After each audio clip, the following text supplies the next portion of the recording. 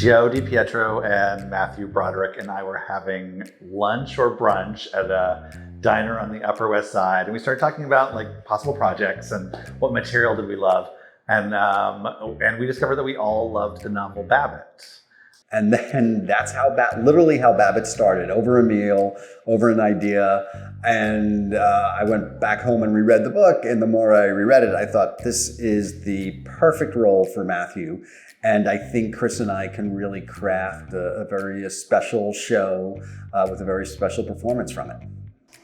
I just liked it. I liked that period. And I thought it was a very clever story, satire, and also kind of moving and interesting character, and I lived on the block. There was a little plaque that said Sinclair Lewis lived on the block where I lived on, so that seemed like a good sign. So one of us thought of that book, and then Joe started writing, and now here we are. When Chris and I talked about adapting BABBITT for the stage, the first thing we said was, even though it's a very prescient novel, we don't want to just tell a story about 1922. We want to tell a story reflective of our world today. So we came up with the conceit that we're going to have a very modern, diverse cast in a modern library reading the book of BABBITT at the top of the show. And then this cast is able to defy gender, defy race, defy age, and play all these different roles as they take us back into the world of BABBITT. I think Mark Twain said that history doesn't repeat, but it sure does rhyme.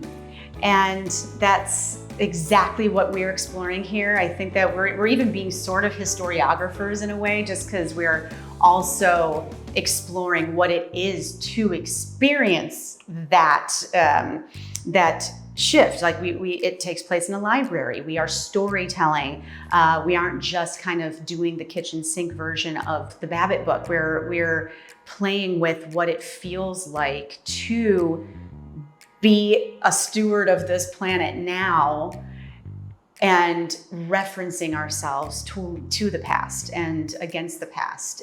I remember reading BABBITT in school when I was in high school and thinking, well, it's 1922, what does this have to do with now? And then I reread it when I got the offer for this. And I was a stupid teenager because it's about right now.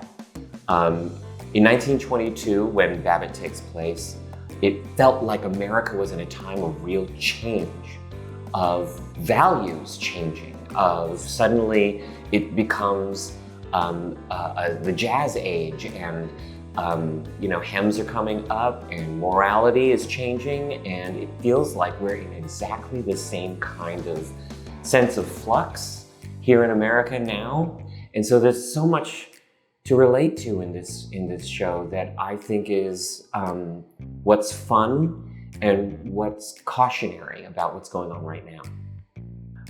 One of the things I really enjoy about directing Matthew is his technique and skills for dealing with text are so amazing, but he's also superb silent, right? Like what Matthew can do with a reaction or just listening.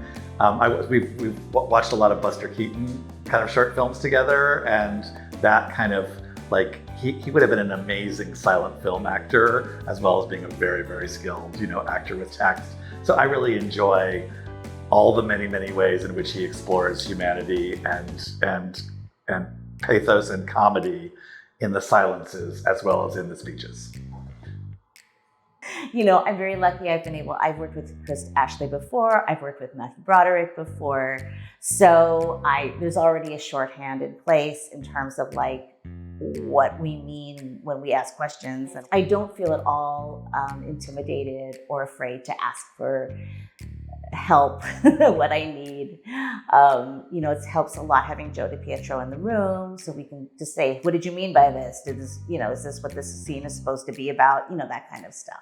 It's like, Joe, this line, I can't make it work. Like, it doesn't ring true to me. Could we change it a little bit? It's just, I mean, not having William Shakespeare in the room, it's annoying. You cannot change something, even if you're like, what does that mean? But with Joe, you can.